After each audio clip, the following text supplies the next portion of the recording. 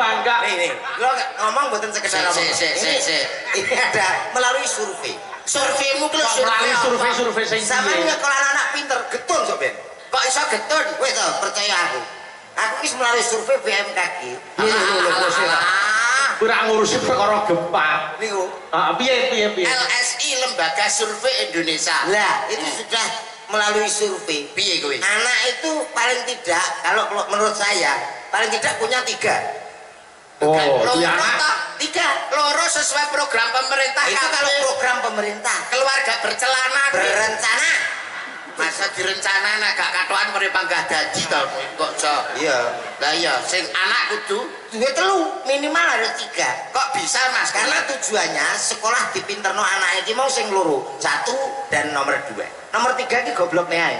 Gak usah dipinter. Kuwi jenenge ya pilih kasih no. Mbak Cinde, Mbak silakan. Sebagai orang tua tidak boleh pilih kasih, semua harus mendapatkan cinta kasih yang sama, tresno sing padha. Nggih, ini ada penjelasannya. Alasannya ngeten deh Mas. Nek sing di sekolah noki kabeh ya ta. Pinter kabeh, sukses kabeh. Tamong kok awake dhewe wong tuwek iki saya tuwek saya pikun. Ya ta, nek wis menginjak 70 ke atas no wis toleh karek wong loro dhewe ya ta. Nek sekolah pinter anak-anake kuwi berhasil nang kono dadi guru. Nang Jakarta dadi pegawai pajak, polisi nang Surabaya. Karek dhewe nang omah toleh ya ta. Dhewe ra ono sing ngopeni awake dhewe. Lah terus nek digoblokne sih ta? Goblokne siji lah kuwi sing gak dadi apa nang omah nunggone awake dhewe. Sing ngopeni. Oh, lah dulurmu pira ta, Met? 3, Mas. Lah sing siji nang ndi? Siji nang pajak nunggone Surabaya. Sing nomor loro. Dadi pegawai BUMN Jakarta. Lah sing ning omah. Aku Berarti sing digoblokne kowe. Oh Kowe iya. sing goblok. Oh sing ngene ning omah dhek kok. Ning omah digobloki dhek. Sing goblok kowe berarti. berarti laki kroso. Berarti aku. Berarti aku. Wong duwe program dhewe kok iso rasake. Anak iki dipinterke. Nggih. Aku kan anakmu kan ya sekolah. Sekolah. Sekolah ben apa? Ya ben padha karo kanca-kancane. Lho. Sekolah kok gen padha karo kanca-kancane. Nggih, Pak. Kula niku mboten maksa lare-lare kok pinter arepe, ora pinter ora masalah. Sing penting sugih. Lho. Wis. Pak Bu nggih. Kula dongake mugi-mugi sedaya sugih Allahumma. Amin. Oh gak maksudnya dengan pinter, dengan kemampuannya, dengan skillnya akhirnya nyambut gawe iso nglumpukne duit akhirnya dadi wong sugih. Ora mesti. Tanggoku ki pinter ya gak sugih belas. Kowe ngerti sing bobol ATM, kae wong pinter-pinter to, Mas. Iya wong bobol ATM kae wong pinter. Wong pinter kan gak pinter mesti kesetrum ndase kan. Kae nyatane yo gak sugih-sugih ya ta. Oh iya Sing iya. penting sugih. Lah tapi kan nuwun sewu Mas Bayu nggih. Ana tembange kuno jaman biyen kan ana tembang kuno. Bocah pinter besok dadi dokter. Tumpakane montor helikopter. Ora bangga wong pinter dadi dokter numpake helikopter. Sampean sing gak pengalaman. Kok ngelokke gak pengalaman? Bocah pinter sok ben dadi Dokter. ora kabeh dokter pinter. Kose ta, kose. Iki kok apa-apa kok sarwa disalahke to. Lho salah lho, Pak. Lah nek ora pinter ya ora bakal dadi dokter to ya, wong kuwi melalui proses beberapa apa pendidikan kok. Lah nyatane wong kula mbuktekno dhewe nek pancene pinter nyapa aku mreksakno anakku kok ditakoni. Sakit apa, Pak? Lah aku ngerti nyapa tak gorene. Iya ta? Kudune wong pinter aku lagi gendong anakku lho. Ini kena malaria lho ngono. Iki ditanes lho ngono. Ya jenenge prosedure kesehatan ki nek jenenge dokter iki diperiksa dulu lah gak ngerti penyakite. Kok diperiksa ya gak nyenengke belas. Kok gak nyenengke? Anakku gur ditul sudah ada apa-apa ini lho. Lah wong ora kulaan kok ditutul ropo. Dadi kan awake dhewe iki puas. Maksudnya ditutul pindho ki dokter wis bisa Iku dinggo ngecek detak jantung, kecepatanane pira. Ngono. Jenengan kita bantu dokter. Wong dokter mari ngono terus ngomong, "Ndak apa-apa, ini ringan, cukup dirawat jalan aja." Loh, aku yo nesu sebagai bapak. kok nesu. Lho dirawat nang dalam ya nek naik kendaraan. Anak kendaraan iki. Gusti, cakep goblok ora apa lho. Dokter ngono. Karepe dirawat jalan kuwi ya Mas Komet. Kuwi nek ngrawat karo mlaku. Apa iso? Masang impus muntal pil. Ayo deh. Ayo ayo kok Kamu kok gerak terus ta ya? Ora iso lho, Mas. Ya aja kaget Mas Yudo. Sedulure dhewe rak telu to. Dhewe rak sing nomor 3. Lah niku aja kaget. Aja kaget. Kene lho, Pak, sing dikarepne rawat jalan ki awakmu gak nginep ngono. Lah aku nginep ya apa kenal ora kok nginep. Lah nek ping nggone keluarga aku nginep. Rawate ki lho karo mlaku. Ora iso. Ora oleh nginep kowe. Ya yo ora kenal yo ora nginep. Rawat jalan iki tegese ora diinepke ning rumah sakit kuwi. Ora kon turu ning rumah sakit kono. Ning dalem kok doktere ngawat-awati saka kadowan. Ngono lho. Ngono. Heeh. Ya kok ora dipasang CCTV. Nah, terus dokternya ngomong piye meneh? Dokternya ngomong piye meneh? Aku mari ngono periksa. Apa kowe? Lah kok iso kuwemeru to? Kok dokter kok kemeruh, Pak? Dokter ki yo ngerti. Ini Bapak usianya berapa? 40, Pak. Bapak suka makan kambing? Ya. Enggak boleh, Pak. Loh, kok kau wong aku tuku-tuku dhewe ya. Enggak begitu. Maksudnya dokter ki kok ora ngono. Ora kok yo aku ngerti nek kuwi dhuwit-dhuwitmu dhewe lah tuku-tuku dhewe aku ki ngerti. Tak sewambet bisa nek wis suwe. Wenenge. Nesu aku nesu. Aku ki nesu. Ayo ngomongnya terus ngene kok. Enggak boleh, Pak. Itu kambing mengandung kolesterol ngono. Lah betul, betul Mas. Ayo lo kenal. Saya yang ora kuat yo sirahe ngeluh wong mengandung kolesterol kok. Pendapat dokter saya sangat setuju karena kambing itu memang mengandung kolesterol. Bener, betul kuwi. Lah sampean ya padha karo doktere. Lah kok iso? Lho, kambing kan yang iki mengandung tempe. Oh, kambing kok mengandung kolesterol ya? Lah lek takon kolesterol metu pira, Lek? Kali lanang karo wedok. Enggak, maksudnya bener gitu. Iya. Nek kambing kuwi mengandung cempe bener. Iyalah yo. Maksudnya cempe ki lho, karo kambing Ya. mengandung kolesterol. Oh, berarti putune kambing. Berarti putune kambing iki jenenge kolesterol. Daging kambing. Iya, iki. Kuwi ana kandungane. Nek makan banyak, Ya. itu nanti bisa kena kolesterol, akhirnya darah tinggi, terus stroke. Berarti kakan daging. Iya. Lah macan ki bendino pangane daging kok ya ora stroke. Ora. Wong nek ra pengalaman, menungso nek kakek mangan daging stroke. Stroke. Macan ke kakek mangan daging, stroke parah Mas Malang. Kandhane kuwi ngeyel maido kuwi. Macan ke stroke malah parah. Kok separah ya? Mlakune ngantek ngene lho. Coba nek ora aku kan malah dhek iso mlaku.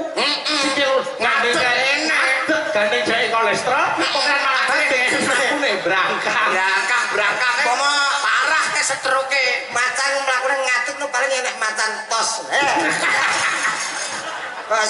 Sepatu, rasa udul. Filosofi yang baik untuk pondok pesantren Gontor sedikit kata mutiara kanggo sampean. Nggih. Angsal to, Mas? Boleh. Saya mboten atekis kula kok ngurui napa kula keminter nggih. Awit.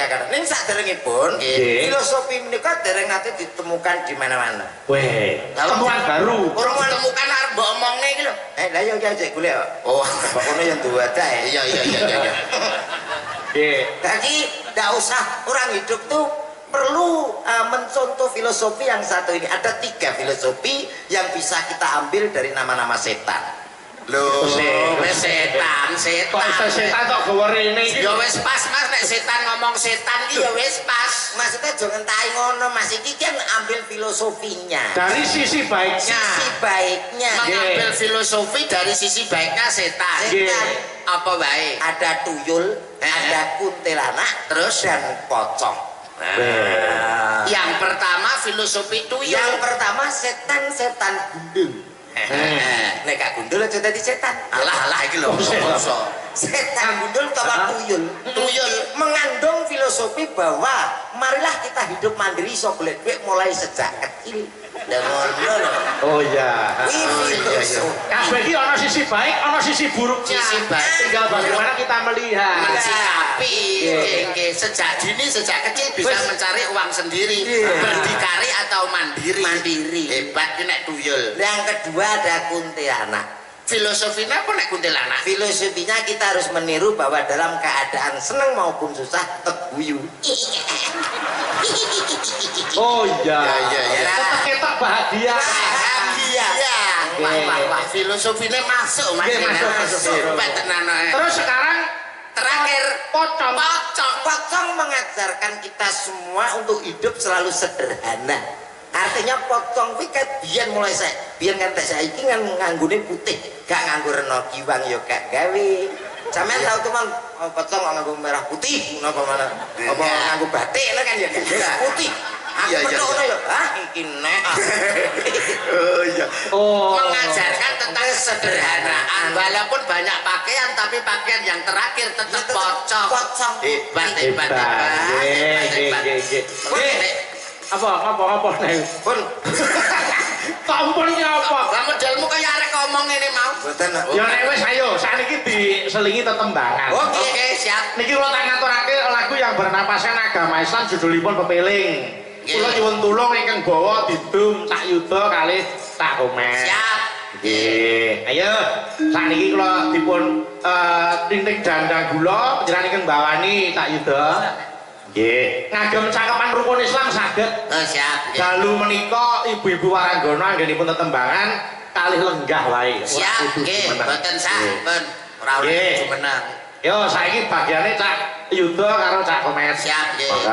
Monggo dipun aturaken Rukun Islam. suarane sae wonten bebingah 50.000 rupiah. Matur suwun Mas Bayu, barokah. Ngene lho kowe enake. Ampun. Ini kok pas sing gak iso to. Kang limo puniki Suarane hebat, monggo menika wonten 50.000 Mas Bayu rupiah. nggih. Jan awake nek bejo ora kaya awak. Mas Bayu dono wewek ya. Iya. Monggo. Kating dakno mring para somo.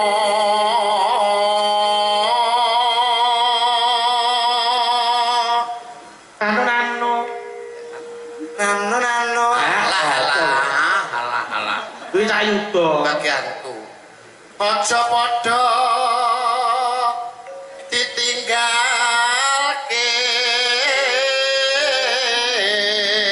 Suaranipun sae monggo wonten bebingah Suwun Mas 50.000. Bayu, matur nuwun. Juntas Cak Komet. Ayo. Monggo.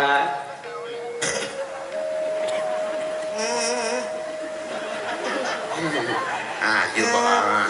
Kita. Lembah kok takok kena lho, Pak. Rukun karepmu. Kok rukun ra rukun karepmu ki lho lambemu ki lho jebles ae. Rukun Islam puniku. Nah, ayo. Suaraku Lah Apik suarane apik. lagi. Rukun Islam puniku. Suwantenipun sae Cak Komet. Sae. Nggih, dilajengke lanjut. Yo, sehat. Kowe ae to. entah kok kowe ngakon kok Aneh apa nih yo. iki lho rencana ki lho wis iki lho wis. Iki lho rencana. Sahadate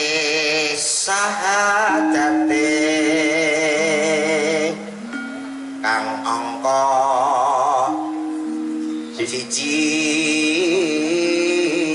siji. Suarane hebat, larase pleng. Alhamdulillah. Lanjut. Ayo. Nanti Rapane kono wis 150 ape. Puro iki lho laki iki lho. ora kudu ya. Kang Kang angka loro salah. Monggo Cak Yuda mriki wonten bimbingan. Bayu. Isi akeh lho kuwi nek tasih akeh kok. lah picik kok. Dene kakak telu pengen ora Serius. madeg ngono ayo Oh, gandung kok warai. ora Ditaki sisan. Ayo. Di rumah tuh kok tintek nih. Ora tegese tembangan iku dirampungke. Ayo. Ramadan nindake poso Papat. papat. Yogyakarta ping 5 munggah haji. Nggih, terus rukun Islam sampurna, ayo. Rukun Islam sampurna. Alhamdulillah. Luar. Hebat, tembangnya ya luar biasa, suaranya ya apik. Nggih. Monggo ayo dilajengke sik langgame monggo. Oh, lah kok getol lah.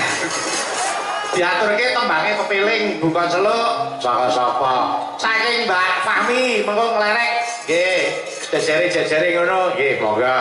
Ya Mbak Fahmi monggo. Yen wancine tansah eling was wancine padha tindakake aterus ngomongke wayahe sembahyang tapi wancin dawuhe pangeran salat dadi sagae agama limpang waktu kudu tansah dijaga kanthi istiqomah lan sing tumanita luwe sampurna yen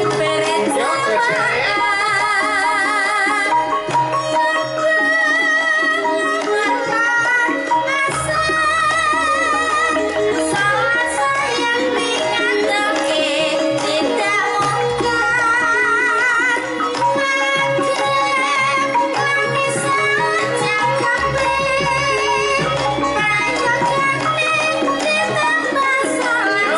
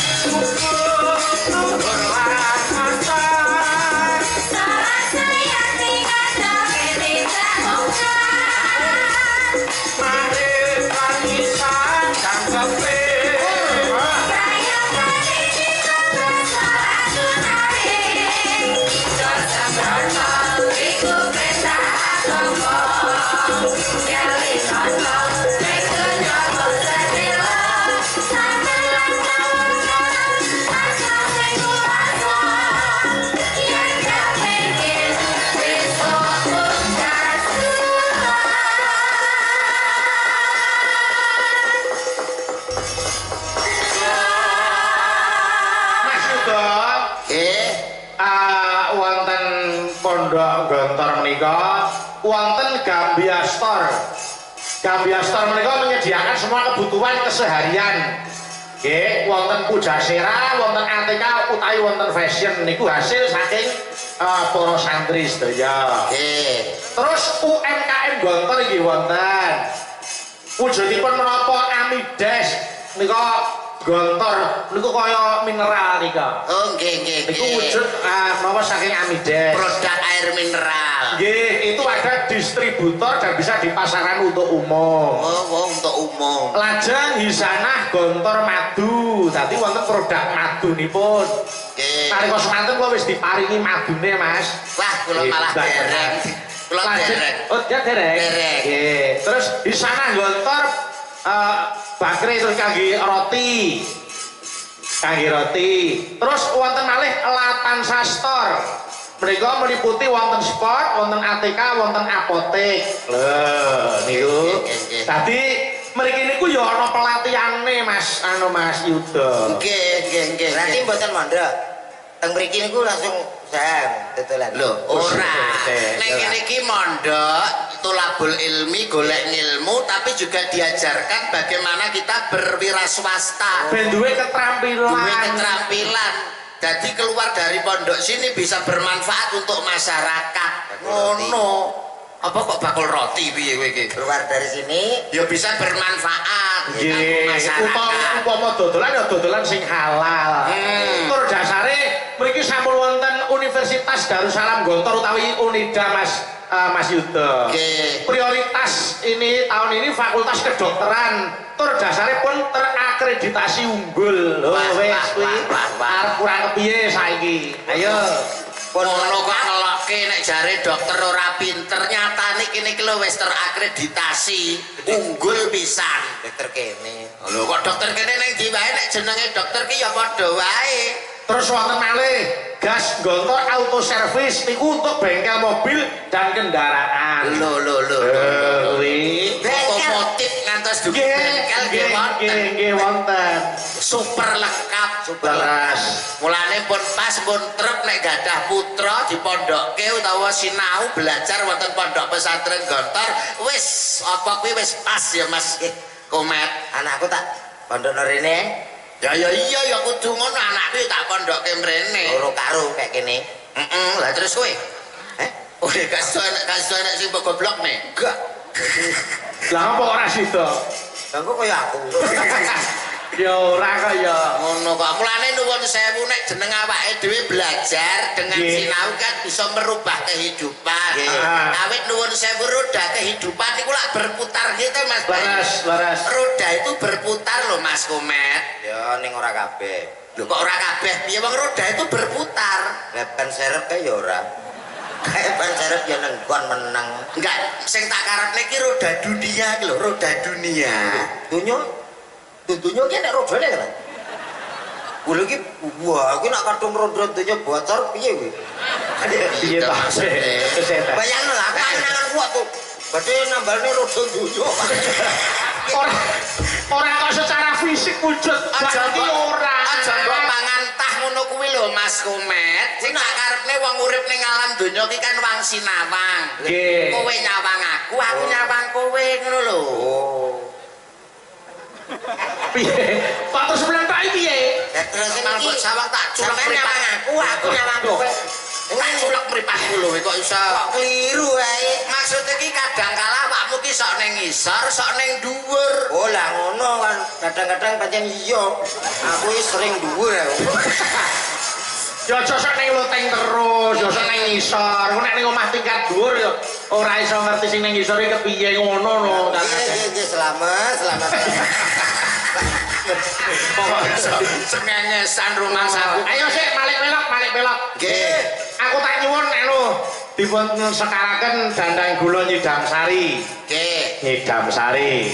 Ditepungke Mas Yuda. Nggih. Paranggono ditepungke mboko siji. Wah.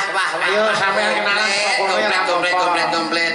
Nggih. Nuwun pangapunten wiwit saking ingkang mepet. Pangan kula pas ki mepet debok. Ingkang mepet gedebok. Oke, nuwun Gedebok. pangapunten boten ngirangi Subasita lan Trapsila nderek pitepangan nggih Mbak nggih. Nggih, Mas Yudo. Paring asma Mbak sinten? Kula Ayu Saking Medion. Biasanya sampean kok gak ngono to, Mas? tapi itu. Kanggo lagu. Coba piye? Karena nggak laku piye ta? Piye? Wong seni ora budaya. Oh nggih yo dimaafkan. Lali apa piye?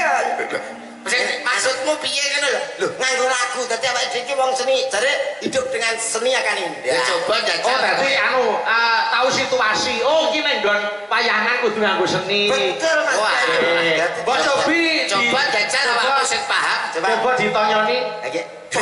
contoni nggih Tonyone apa kabeh. Coba Oke. diperhatikan nggih. Nggih. Mas kendangnya Mas. nggih ya kenae Kendake kon apane? Didal. Alah alah. Iri. ora Oh, piye iramane apa dangdut Nggih, Dangdut dangdut. pop rock blues. Tak dangdut dah. oh ya ya Ya. yuk mulai Yang ini siapa namanya? Dek. Namaku Gile. Tia Ayu. Pancene ngepas lo tempo tadi.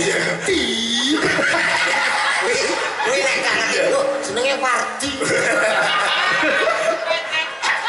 Ya iramane rada dicepetne sithik, tempone rada. ya no ya Iya. coba Yang ini siapa namanya? Kecepetan.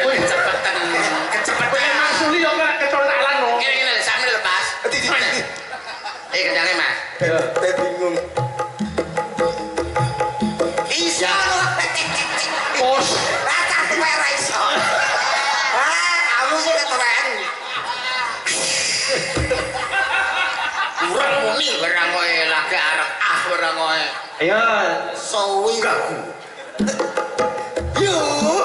Yang ini namanya siapa dik? Nama aku Oh, bener, Tia kan? Ayu Kusumaning Yasda.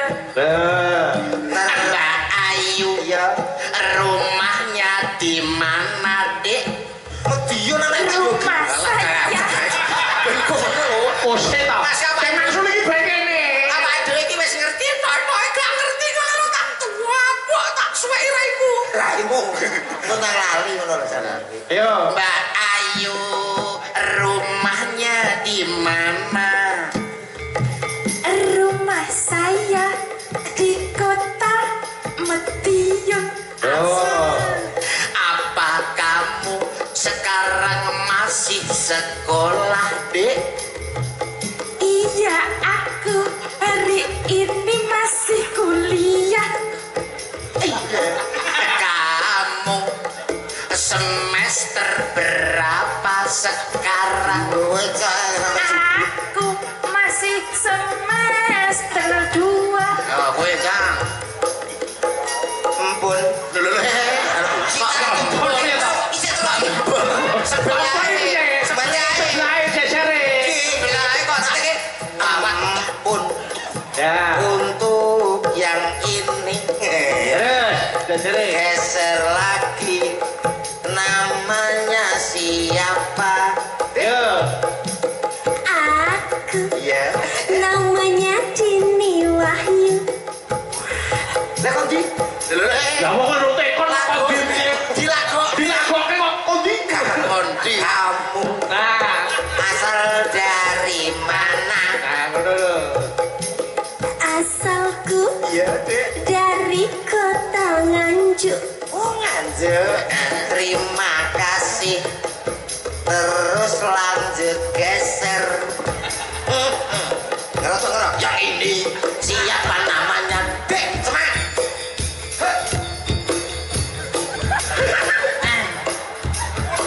Ayo kamu cekok lah. Kayak Jawa kurang ya? Piye lah piye? Mbak, Coba rada batare coba. Banyak. Yo. Yang ini siapa? Dik, dalam? apa nih? Apa nih? Ayo, dalam? Iya tahu iki lho. Gak takut mah. Ya mau tanggunganmu kok iso mbok pasrahna. Oh, balik nadane alon-alon kok kono bingung kita ya. Oh, nadane koyo Pak Wen ra bingung. Jenengan paring asma sinten, Dik? Yo. Oh, ketoke potensiune. Ketake dope pedas iki. Kupinge lho merek konslet. Kamu namanya siapa, Dik? Nama saya? Ya. Saya? Ya, Saya? kok saya bingung. Namanya siapa? Nama saya Gentari. Pakai nada. Oh iya. Ya sing takon yang aku nada no. Ayo naik nada. Yang ini Ayo. siapa namanya, Dik? Nama saya Gak bisa. Gentari Atas. Masih perawan atau sudah bersuami? Saya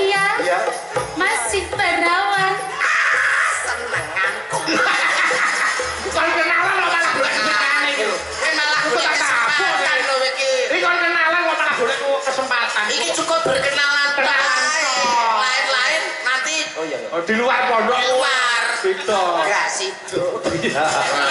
Lho ngapa? piye maksudnya iki lho Enten bubuk ya.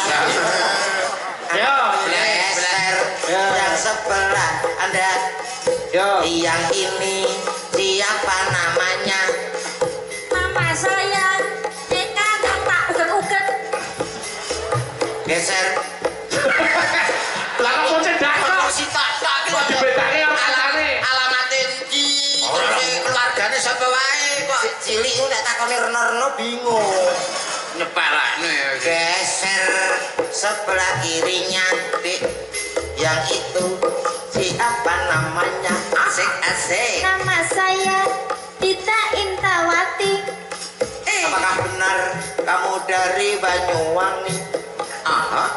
Iya. Teka ya. lah sekali dibethek sih lah wis bedhek ae Yang geser ya ya cantik namanya siapa? Asik. Aku Mas Kampret. Namaku Suti. kok ada suwi to kok ada suwi aja nesu aja nesu aja nesu supri kene lho pri kene lho pri Hei, Suti Kampret. oh mek kok kampret sampean yo salah inget kok ngene kok kampret iki lho Alah ngapunten ya, Mas. nek model ngene iki dudu kampret Mbak Soalnya mirip. iki ngono mondol Bener sering dulu loh. Pripun Mas Lemet? Kamu namanya siapa? Dik? Namaku Suci Ovita Dewi. Oke, besok-besok ojo kuyan model monoku. Enggak apa-apa. Kenapa kamu kabur? Iya tau so. ora apa-apa to kowe nek diceluk komplek kan engko karo Mas Bayu Mas Bayu Mas Jodoh kan iso ngono Siapa nih Mas? Sesita Mas Bayu jodoh ayo Pun ya? wes gak trauma yo balik belok yo Nyidam Sari moga cuma dipun bawani Nyidam Sari sapa sing kemarin bawa aku nyuwun tulung karo Mbak Dita Intawati sik ya Mbak Dita ayo monggo bawani Mbak monggo Nyidam Sari monggo menika kula katuraken para penonton ingkang lumantar live streaming tuwene sing kepareng lenggah dalu menika Mas Yuda nggih ya Mbak diaturke Mbak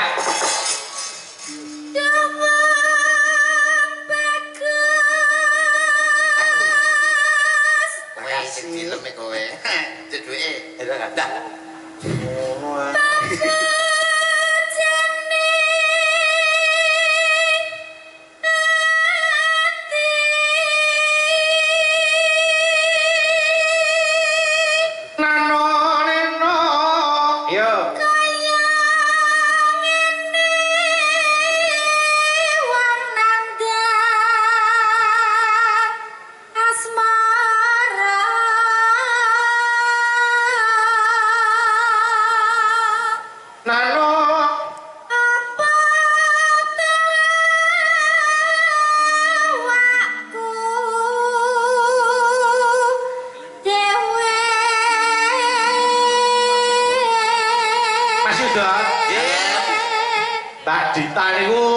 Putri selirani pendidikan apa dudu kira-kira? Lah nek kula nggih nek kalih nggih ngapa to hae-hae iki lho. Wis tak. Ora nek Mbak Dita iki ngopo kuwi kok? arep ngomong apa kowe iki lho wong ditakoni karo Mas Bayu kan wajib pun jawab to. Ya engko tang mbok anu. Ora nek delok Mbak Dita ingkang lencir kuning merak ati menika nggih saestu nek kula nggih cocok utawi nggih sarujuk ngono. Cara roman ing jero taman ngoten panjenengan mlaku karo Mbak Dita terus mantembake apa nek panjenengan piyai loro ngono ing taman ngono kae. Alah nggih tetep lagune jumbuh kalian lagu punika. Pripun? Upama sliramu sekar melati aku kumbang Nyidam Sari. Ya jumbo. Cak Omet. Upama panjenengan dadi dadi bojone Mbak Dita. Kuwi roman ning nggon taman mlaku wong loro digandeng tangane terus sampeyan nembang apa? Wah, kicau mania. Wah, piye to kuwi? Kok iso kicau mania iki lho? Sing piye lagune iki lho? Kicau mania. Langsung dangak to, Bos. Semangat maksudnya. Nyun sewu Mas Bayu. Nggih. Menika tukang setting betanane jenengan apa saking mriki? Saking mriki. Iki saking pondok. Tapi Lah apa? tukang setting gen kula nika mboten enten lho sing kaosan anu. Niki ngangge jas. Gen kula nika nek jas-jasan paling gak naib, nek gak ngono. Pancen yo ning pondok. Ayo iki kudu disesuaikan. Lah nggih. Jubuhke sasor. Yo, lanjut Palita. Ano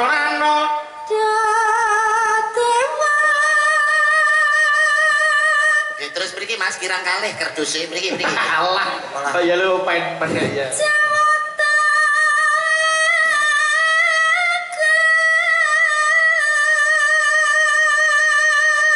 Nenoy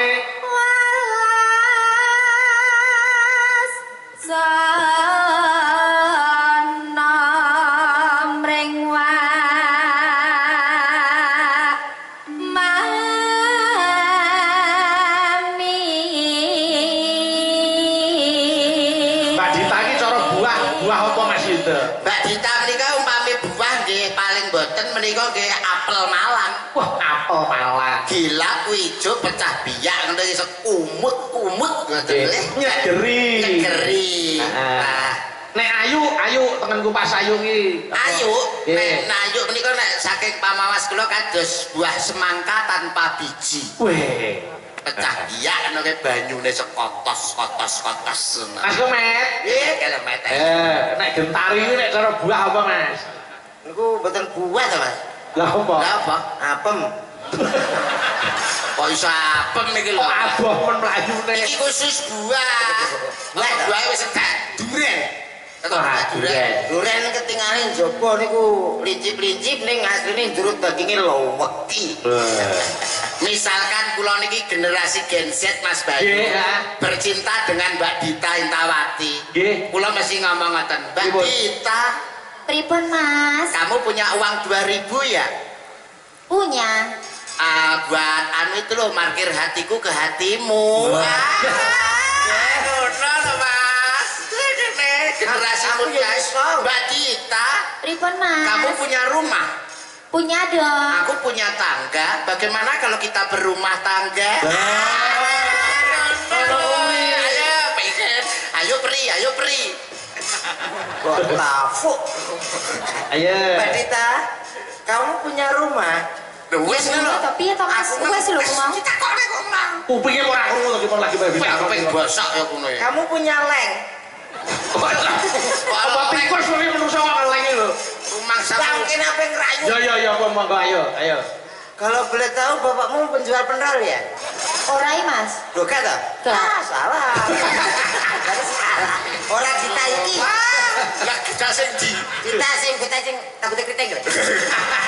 Oh, duduk kita iki. Kita dalam po. Yo lanjut Mbak Dita. Yo. Besok kapan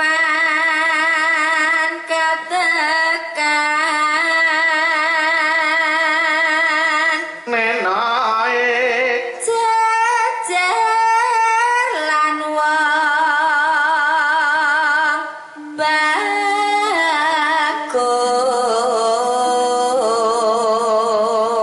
Lanjut. Nah, orane. Yo. Umpamakna nakoda tanpa prau Gronjal. sasat sarang Artine kok Banyuwangi iki. Ing Jalatri. ing Jalatri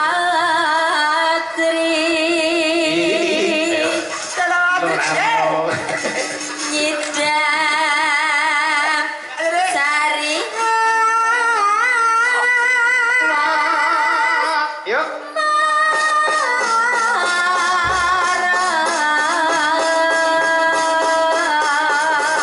Monggo langgame nyuwun tulung Mbak Eka prihatin isih.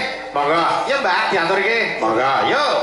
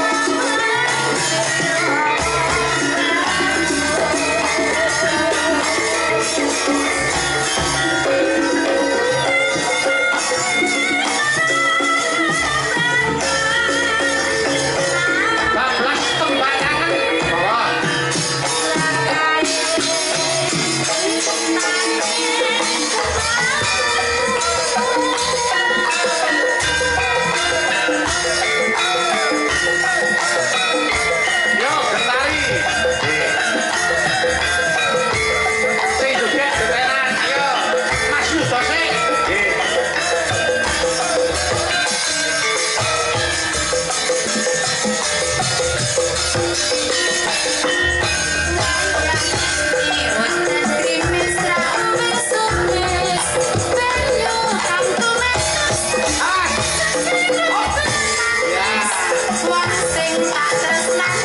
Mas komen ya.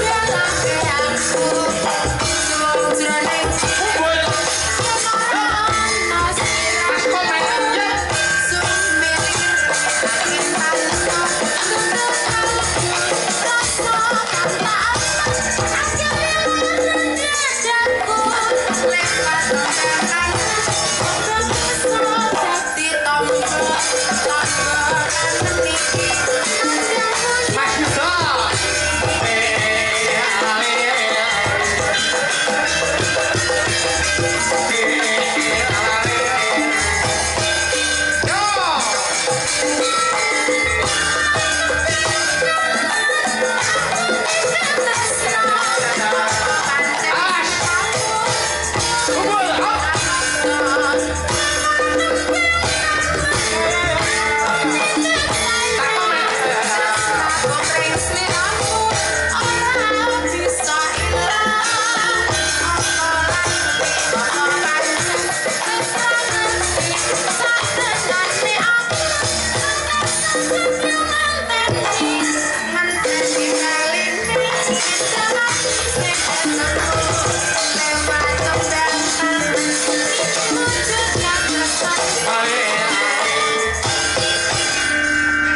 Ngono kok jare wong budaya. Ngono jare wong irama. Lho, pancen dia budaya.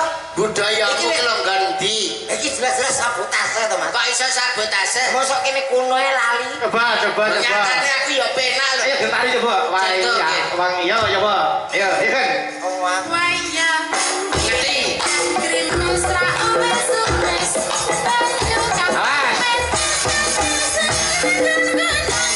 Oh, jenglenge pas iki itu hadiah 50. Iki suwun-suwun, atur suwun memang pas. Ayo coba. Ayo. Payah Wang iki.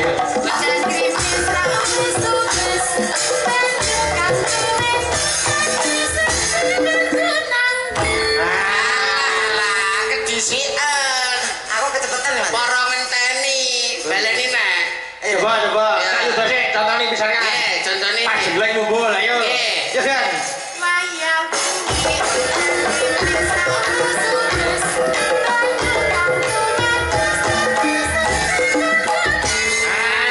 penak.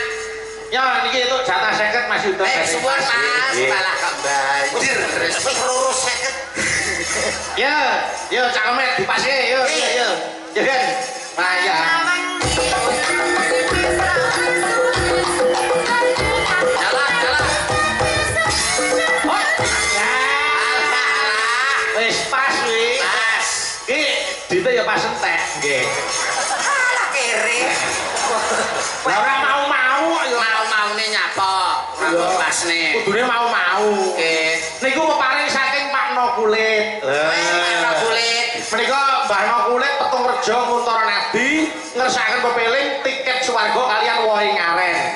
Oh iya, kagem ultas 100 tahun Pondok Gontor. Oh iya, matur sembah nuwun. Nika dipun paringi tali asih 100.000 rupiah. Nggih. Sadurunge kula ngaturaken tiket swarga, kula badhe ngaturaken selawat badar langkung rumiyin. Selawat badar. Ah. Sapa ya? Kula nyuwun kalian Pak Diarto. Monggo. Yo. Menika kula kintunaken para kadang-kadang santri sedayanipun. Oh.